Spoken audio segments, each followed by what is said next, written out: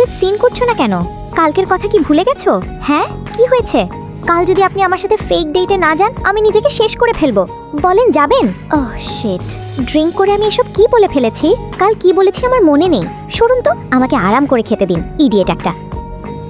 জানিস, সকালে স্যার আর ওই মেয়েটাকে আমি একসাথে দেখেছি ঘুম থেকে উঠতে। নিশ্চয়ই তাদের মধ্যে কিছু আছে। হ্যাঁ, আমারও তাই মনে হয়। কাকে নিয়ে কথা বলছো? ওই মেয়েটাকে। আরে চুপ চুপ, চল এখান থেকে। বস, কি দরকার ওকে? সেটা তোমাকে কেন বলবো? আমি ওর অ্যাসিস্ট্যান্ট, আমাকে বলো, আমি ওনাকে বলে দিব। তুমি ওর অ্যাসিস্ট্যান্ট, গার্লফ্রেন্ড না, তাই এমন অ্যাক্টিং করো না। আমার ওনাকেই লাগবে। আমাকে অপমান করলে তোমাকে তো আমি স্যারের সাথে মিট করার অ্যাপয়েন্টমেন্টই দিব না। রোজি, কি হয়েছে? স্যার, আপনার না এখন একটা ফাইল ডেলিভারি দেওয়ার কথা? চলুন আমার সাথে। সেটা অন্য স্টাফকে বলো করতে, আমার এর থেকেও ইম্পর্টেন্ট কাজ আছে। কিন্তু স্যার, যাও এখান থেকে বলছি। কি ভাবছো? চলো। স্যার, আমি না গেলে হয় না?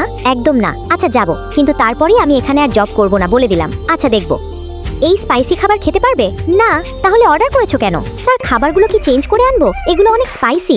না, এগুলোই তো আমার ফেভারিট, চেঞ্জ কেন করবে? ওয়াও, অনেক টেস্টি সব ফুডগুলো। ফাইনালি ওনাকে হ্যাপি করতে পেরেছি। আচ্ছা, ডিলটা করেই ফেলি। আরে না না, মানে হ্যাঁ। ধুর, সব প্ল্যান উল্টা হয়ে যাচ্ছে। I like your company. In ফিউচারে আমার আরো কাজ করব আপনাদের সাথে। হ্যাঁ হ্যাঁ, ইয়েস স্যার। এই কি করছো? কি ভাবছো? আমি আর এখানে জব করবই না, বুঝতে পেরেছেন?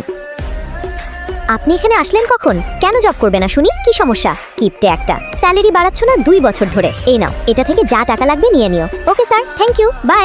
এটা দিয়ে এখন ইচ্ছে মতো শপিং করব। সব টাকা উসুল করে তবেই একটা ফেরত দিব।